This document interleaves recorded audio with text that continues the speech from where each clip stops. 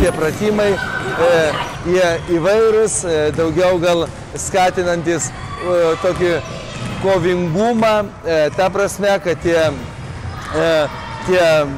minkšti kamuoliukai, jie labai lengvi, neskaudus, tai vat išvengti to kamuoliuko smūgio reikia ir laiku pasilenkti, laiku įsisukti, tai čia vat kaip minėjau, čia to vikrumo, greitumo tie pratimai.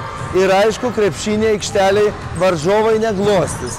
Jau jie irgi kažkokį smūgį su alkūne ar ten su kūnu mum padarys, tai mes jau kažkiek tai būsim jau tam smūgiui pasiruošę.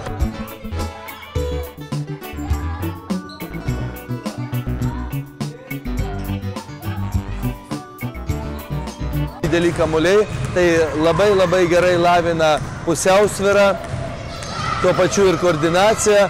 Vaikas turi numatyti, kur pasislinkti, kaip atsisėsti, kad nenugriūtų, o reikia kuo daugiau sekundžių išsilaikyti neprilietus grindų ant to kamuolio. Tai vienas iš tų inventorių, kur mums labai padeda varžybom ir treniruotėm. O ir tie stripeliai, kur buvo, taipogi ten mes lavinam jėgą, kuri mums reikalinga, bėgti į priekį, šokti, pakeisti bėgimo kryptį. Tai va, mes labai džiaugiamės to, ką turim.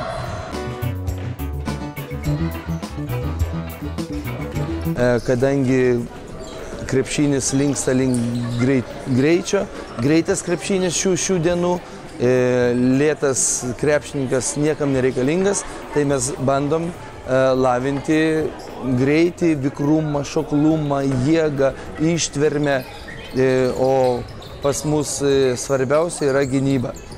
Gynyba tai nuo ko mes pradedam dažniausiai treniruotę, nuo gynybos pratimų, kadangi dar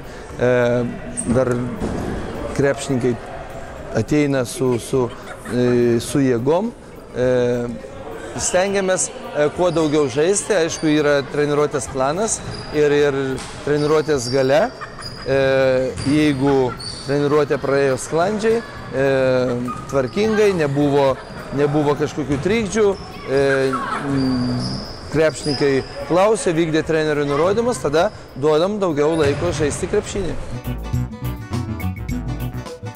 Be fizinio parengimo, tai aš įsivaizduoju, kad aukšto lygio ir geroj komandoj tikrai krepšininkas nežais. Aišku, čia yra vaikai. Čia vėl reikia treniruoti tą jėgą, tą ištvermę jau atitinkamai su pratimais, su pakartojimais, su tam tikrų svoriu. O vienas iš tokių mūsų pratimų tai už Lietuvą. Taip, visi sustoja ratu, treneris išmeta kamuolį ir jie jau tada, kuris pasiims, tas ir turės. O jeigu dviese, trise paima, tai meta baudas ir aiškinasi, kuriam atiteks šitas kamuolys.